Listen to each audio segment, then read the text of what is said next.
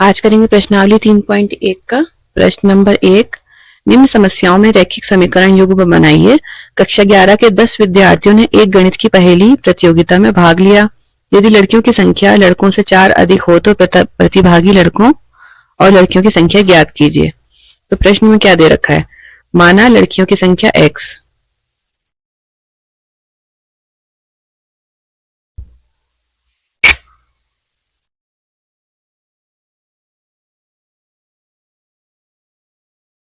लड़कियों की संख्या हमने मान ली है x, तो लड़कों की संख्या कितनी हो जाएगी y। अब प्रश्नानुसार क्या दे रखा है कि जो इनकी कुल संख्या है ना x प्लस वाई वो है 10। अब दूसरी बात क्या बता रखी है? लड़कियों की संख्या लड़कों से 4 अधिक है, यानी x माइनस वाई बराबर है 4। तो अब हम एक छोटा सा कॉलम बना लेंगे। ये है इक्वेशन 1 और ये है इक्वेशन 2। ठीक है, तो समीकरण 1 के अनुसार ये x और ये y, और यहां पे लिख देंगे समीकरण 2।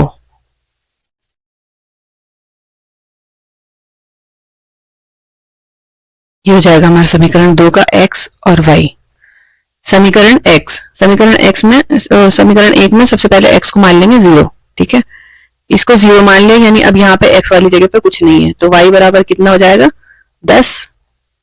ठीक है, अब अगर हम x को 0 मानेंगे तो y 10 हो जाएगा, और y को 0 मानेंगे यहाँ पे अगर हम 0 रख लेंगे यहाँ पे, तो ये x बराबर कितना हो जाएगा? 10।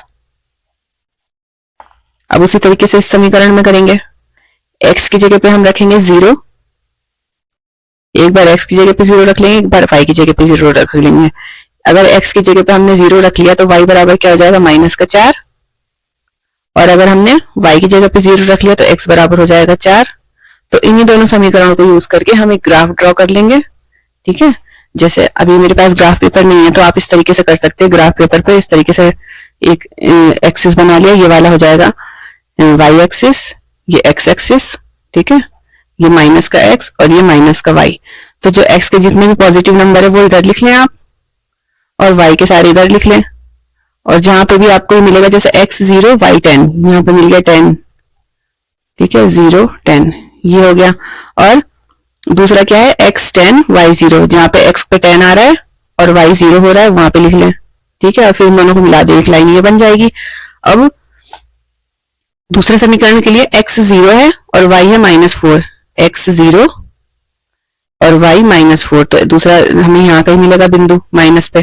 ठीक है, और क्या है? x 4 है y 0 है, इस वाले एक्सिस पे y 0 होगा और x 4 होगा। जब हम इस लाइन को मिलाएंगे तो ये कहीं जाके मिलेगी ना, जिस पॉइंट पे ये लाइन मिल रही है वही हमारा आंसर हो जाएगा। तो आप ये ग्राफ पेपर पे ड्रॉ करके इस तरीके से इसको कर सकते हैं हल। अब इसका सेकंड पॉइंट है फर्स्ट क्वेश्चन का ही। 5 पेंसिल तथा 7 कलमों का मूल्य 50 रुपए है और 7 पेंसिल तथा 7 कलमों का मूल्य 46 रुपए है। एक पेंसिल तथा एक कलम का मूल्य ज्ञात कीजिए। तो प्रश्नानुसार, अच्छा पहले मान लेते हैं, माना पेंसिल का मूल्य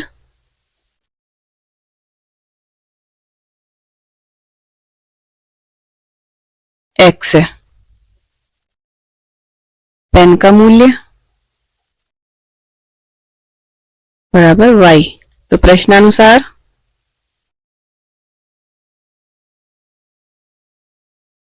फाइव एक्स प्लस 7y बराबर 50।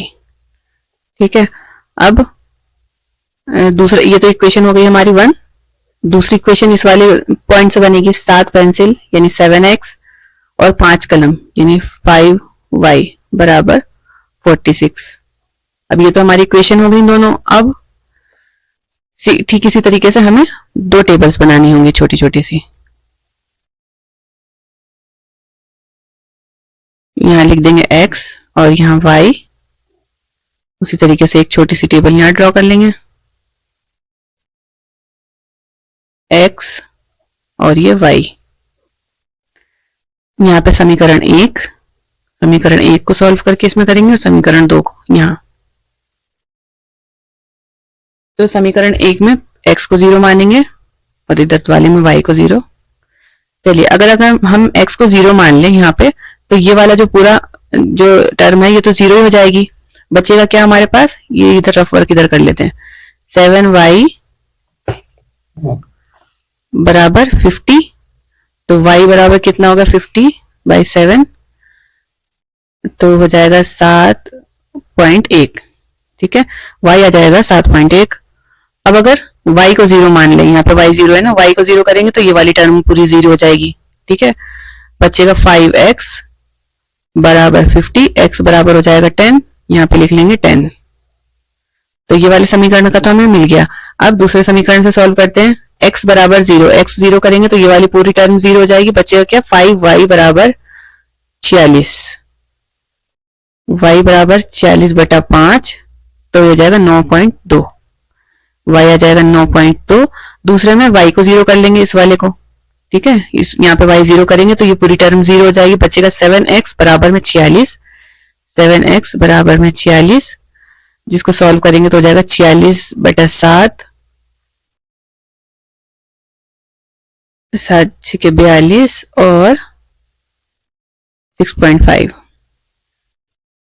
ठीक है, तो अब इसी तरीके से जैसे आपने यहाँ ग्राफ बनाए थे, ग्राफ पेपर ले लें और इसमें सारे पॉजिटिव नंबर्स हैं तो हमें नेगेटिव नंबर्स बनाने की जरूरत ही नहीं है। ठीक है, यहाँ पे लिख लेंगे हम y एक्सिस, यहाँ पे x एक्सिस, x 0 पे y कितना है 7.1, 7 से हल्का सा ऊपर से निशान लगा लेंगे, वो हो जाएगा 0, 7.1। ठीक है, और दूसरी जगह पे जब y 0 है, ये वाला 0 y यहाँ पे होगा। ठीक है, तो x कितना है उस टाइम पे, x है 10, यहाँ पे कहीं 10 आ जाएगा। ठीक है, 10 और 0, ये हमें दो, तो ये मिल गया, इसको मिला लेंगे इससे, स्केल से।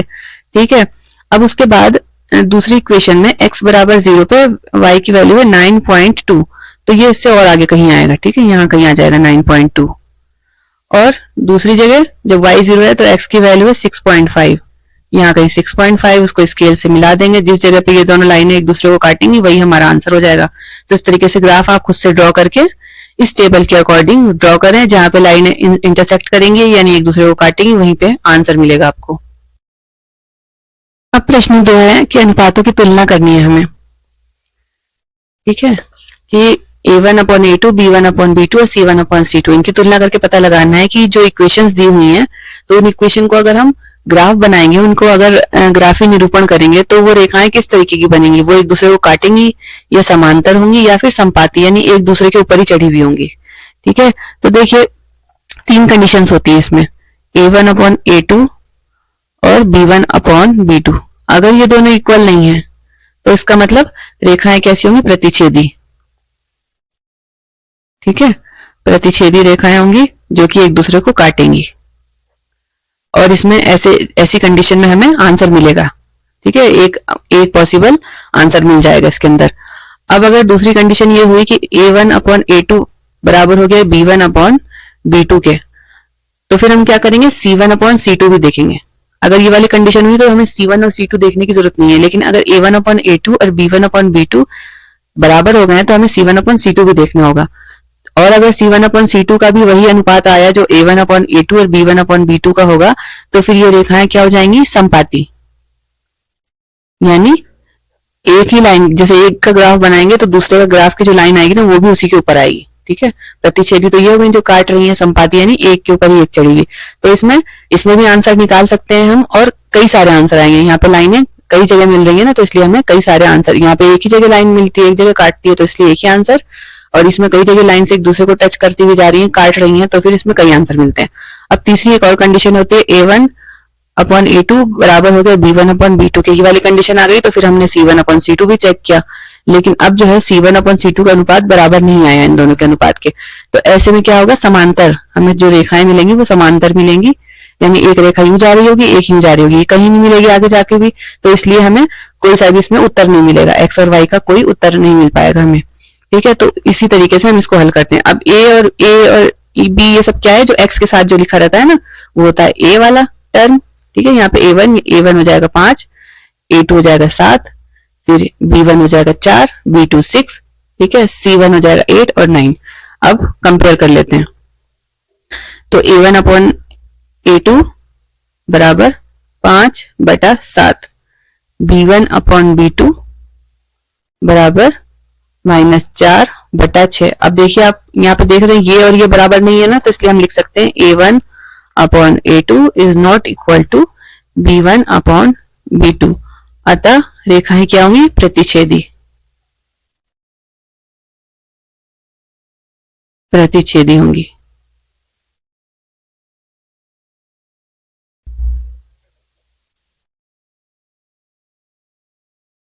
अब सेकंड इक्वेशन है ये, तो इसमें A1/A2 9/18, इसका मतलब 1/2, B1/B2 बराबर 3/6, 1/2 ये भी हो गया।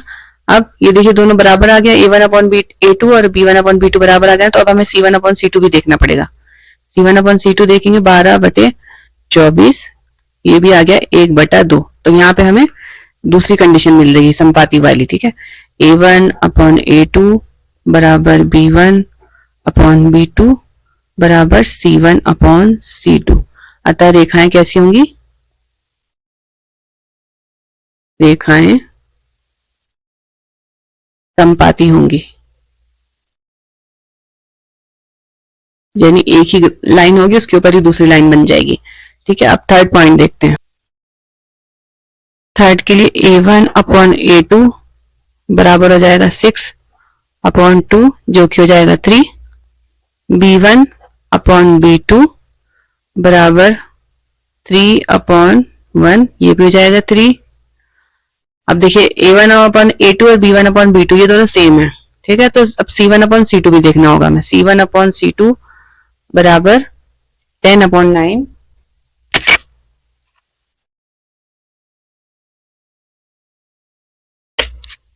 बराबर 10/9। तो इससे हमें क्या पता चल रहा है कि A1/A2 और B1/B2 का तो जो रेशियो है वो सेम है, लेकिन C1/C2 सेम नहीं है। A1/A2 बराबर है B1/B2 के, लेकिन बराबर नहीं है किसके? C1/C2 के। अतः रेखाएं क्या होंगी? समांतर।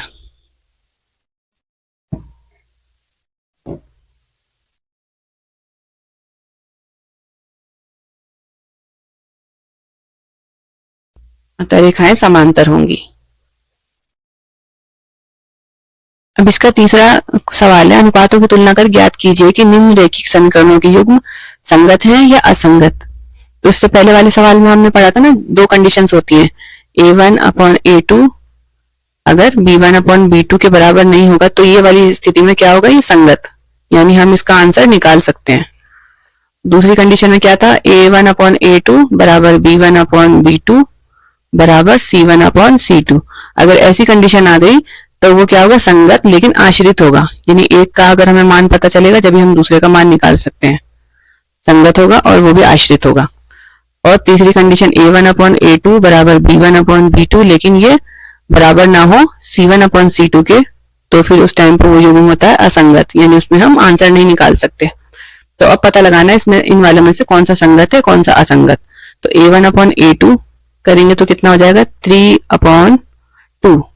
B1/B2 बराबर हो गया 2/-3। तो देखिए A1/A2 और B1/B2 बराबर नहीं है ना। A1/A2 is not equal to B1/B2। अतः ये क्या होगा? संगत। अतः ये संगत युग्म है।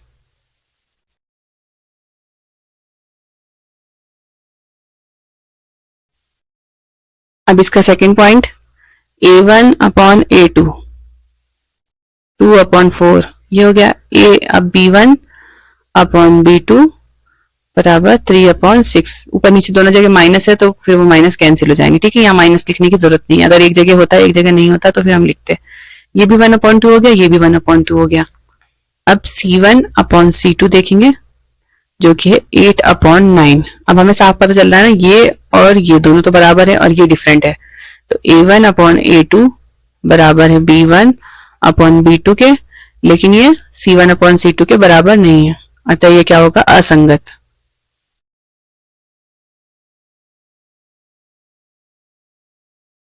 तीसरा पॉइंट इसका, इसके लिए A1/A2 निकालेंगे। A1 है 3/2 और A2 है 9। इसको जब हम सॉल्व करेंगे तो ये क्या हो जाएगा, 3/2 और 1/9।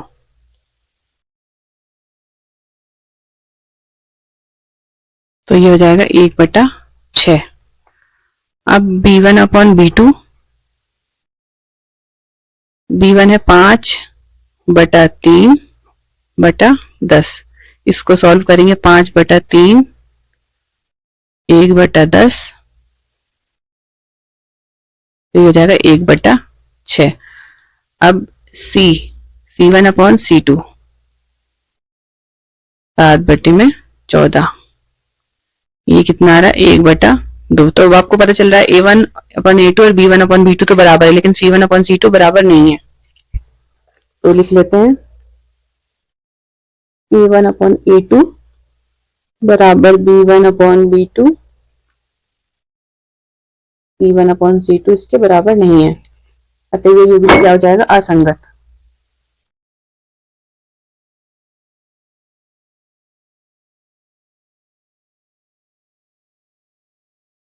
अब इसका फोर्थ पॉइंट, इसके लिए A1/A2 5/-10, जो कि हो जाएगा -1/2। B1/B2 बराबर -3/6 -1/2। C1/C2 11/-22 -1/2।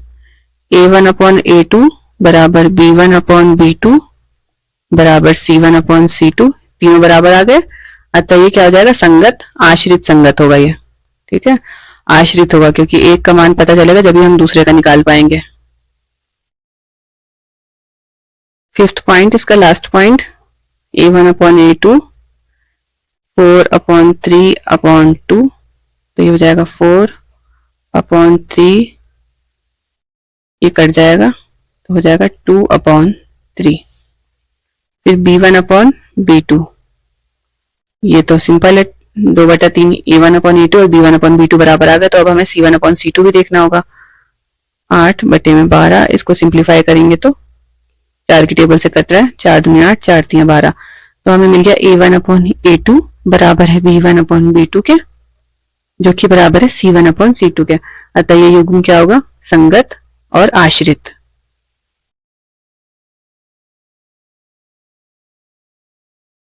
अब इसके आगे क्वेश्चन देखेंगे हम अपनी नेक्स्ट वीडियो में।